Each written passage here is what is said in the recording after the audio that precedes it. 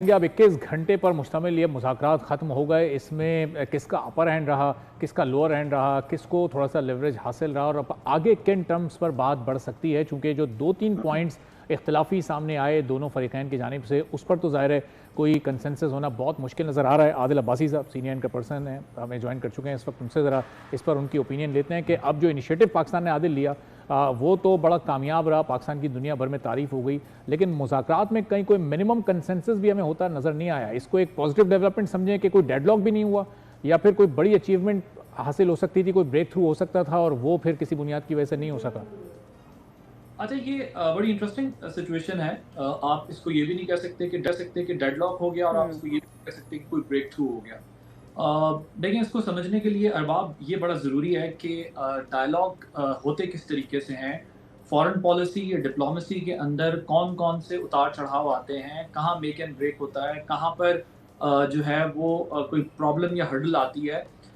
ये समझना बड़ा ज़रूरी है। कल भी आपको याद होगा जिस वक़्त हम ट्रांसमिशन कर रहे थे, तो हम्म। बल्कि 2 दिन से हुँ।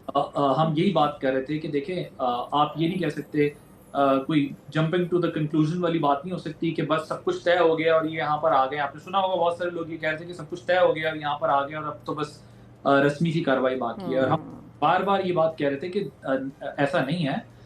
ये एक फ़ेज़ से गुज़रेगा, ये एक तवील प्रोसेस हो सकता है, ये मुख्तसर प्रोसेस भी हो सकता था। ऐसा नहीं है कि ये हम कहें कि इसमें तवील प्रोसेस ही होना था, लेकिन जो कुछ भी होना था, एक एक प्रोलॉन्ग डिलिब्रेशन के बाद होना था, लॉन्ग डिस्कशंस के बाद होना था। आप को ये समझना ज़रूरी है कि दोनों साइड्स अपने साथ टेक्निकल स्टाफ भी लेके आए थे, टेक्निकल टीम्स भी लेकर आए हुए थे। हुँ। वो जो फ्रेमवर्क आपने अपना तैयार करना होता है, उस फ्रेमवर्क को तैयार करने के लिए भी आपको टेक्निकल टीम की ज़रूरत होती है, और किसी हतमी नतीजे पे पहुँचने के लिए भी आपको टेक्निकल टीम्स की ज़रूरत होती है। दोनों साइड्स कोर्ट को या इस्लामाबाद डायलॉग को कितना सीरियस ले रहे हैं, तो फरीकैन की सीरियसनेस तो हमें वहाँ से नज़र आई। लेकिन जो इश्यू है वो बहुत कॉम्प्लेक्स है, बहुत कॉम्प्लिकेटेड है, बहुत पुराना है। कितनी दिहाइयों के बाद ये 4-5 दिहाइयों के बाद इकट्ठे हुए हैं, साथ बैठी हैं ये दोनों कंट्रीज़ की लीडरशिप। इस तरीके से जो है वो पाकिस्तान ने इतना बड़ा रोल प्ले किया, जिस तरह एक ज़माने में चाइना और अमेरिका को क्लोज़ करने में पाकिस्तान ने रोल प्ले किया, इसी तरह अब 2 ताकतों की जिनकी लड़ाई हो रही थी, उनको पाकिस्तान हुँ। ने क्लोज़ लाने का रोल प्ले किया। सो इसको मैं 2-3 हिस्सों में समझाने की कोशिश करूँगा आपको। पहला पार्ट हम्म। था सीज़ फायर, और सीज़ फायर में पाकिस्तान का रोल। So Pakistan played its cards really well. Pakistan ने ये साबित किया ईरान को कि हम आपके एक मुखलिस हमसाये हैं। हुँ। हम आपको अपनी एक ब्रदर कंट्री समझ के आपके लिए अपनी ताल्लुकात, अपने मामलात सब कुछ एक तरफ रखकर आपके मुज़ाकरात कराना चाहते हैं। सही। So we did our job best. हमने जो कर सकते थे वो ईरान के लिए किया, यकीनन हम आगे भी करते रहेंगे जो कुछ हमारे बस में है। लेकिन दूसरा फ़ेज़ ये था कि जिन्होंने डायलॉग करना है वो कौन लोग हैं?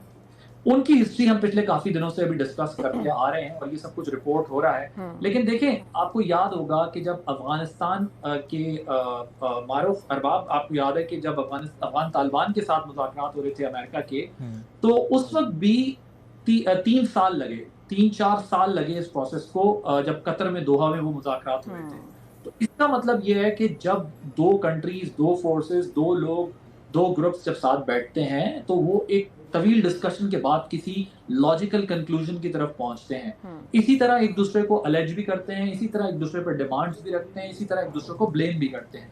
लेकिन दोनों पे अपनी-अपनी सर्टेन कॉन्स्टिट्यूएंसीज़ का प्रेशर होता है, जिसको उन्हें एड्रेस करना होता है। अपैरेंटली हमें पता है कि अमेरिका पे दबाव है, इज़राइली लॉबी का भी। अमेरिका के लिए भी इतना आसान नहीं है कि अमेरिका फौरी तौर पर वो मान ले जो ईरान कह रहा है, और ईरान पर भी आईआरजीसी का दबाव है।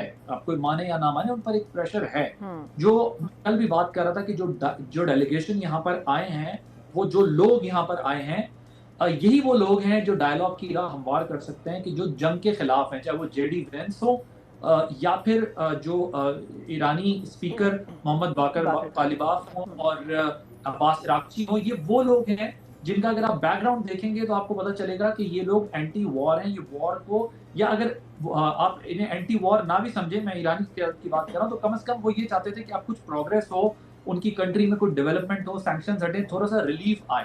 क्योंकि ज़ाहिर है ईरान का एक और स्ट्रक्चर, और तरह का स्ट्रक्चर है। ये डेलीगेशन, इस डेलीगेशन का दोबारा मिलना ज़रूरी है। इनकी दोबारा हमें नहीं, क्योंकि नहीं पता चल सका अभी तक कि ये दोबारा मिलना चाहते हैं, नहीं मिलना चाहते हैं, या कब मिलना चाहते हैं, या कहाँ मिलना चाहते हैं। हमारे पास अब तक इसकी कोई ऐसी इन्फॉर्मेशन नहीं आई है।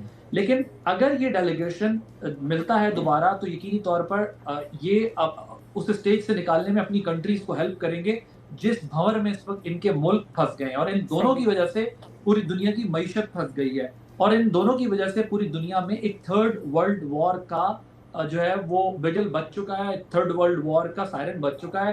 किसी भी वक्त वो मामला जा सकता है, अगर कोई इसका लॉजिकल कंक्लूजन नहीं निकलता। तो हमें ये समझना चाहिए कि डायलॉग में 2-3 साल भी लग सकते हैं, वक्त भी लग सकता है, 6 महीने भी लग सकते हैं। लेकिन अगर आप मुझसे पूछें कि दोनों कंट्रीज की हिस्ट्री को ज़हन में रखते हुए, तो मैं आपको यही कहूँगा कि देखें, ईरानीज़ जो हैं वो डायलॉग करने के मास्टर हैं, वो डिप्लोमेसी के मास्टर हैं, वो फॉरेन पॉलिसी के मास्टर हैं। उन्हें डायलॉग करने का, नेगोशिएट करने का बहुत एक्सपीरियंस भी है, और वो बहुत ड्रैग करते हैं डायलॉग को।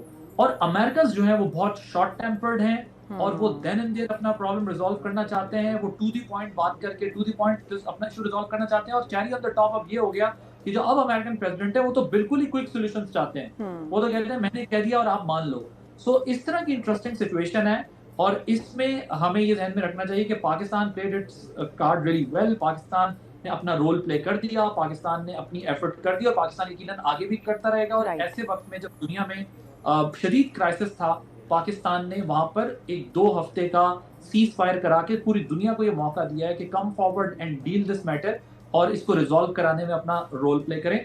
मुझे ये लगता है कि अभी हम जिस स्टेज पे हमने अपने हिस्से का अचीव किया है, ईरान और अमेरिका को ये फैसला करना है कि उनको दुनिया का अमन बहाल करने के लिए और मईशत पर दबाव ना बढ़ाने के लिए क्या करना होगा। सही है। आदिल, वन मोर थिंग, अभी एक नया डिस्कशन में देख रही थी, सोशल मीडिया पे बड़ा ज़्यादा वायरल भी हो रहा है कि हम गुज़िश्ता रोज़ से ना बॉडी लैंग्वेजेस की बात कर रहे थे, जेस्चर्स की बात कर रहे थे। अभी जो उन्होंने गुड बाय वेव किया है, जेडी वैंस ने, एक तो उन्होंने गुड बाय वेव किया, जो सारा डेलीगेशन था यहाँ पर मौजूद पाकिस्तानी क़यादत थी उसको, लेकिन फील्ड मार्शल को और वज़ीर आज़म शहबाज शरीफ को थम्स अप दिखाकर गए हैं। तो वो पिक्चर बड़ी वायरल हो रही है, उसको कहा जा रहा है बेस बना के कि ये एक अच्छा साइन है, और थम्स अप का मतलब यही होता है कि चीज़ें आगे कंटिन्यू कर सकती हैं, प्रिवेल कर सकती हैं, गुंजाइश बाकी है। सो आप समझते हैं कि ये जेस्चर ये पोर्ट्रे कर रहा है?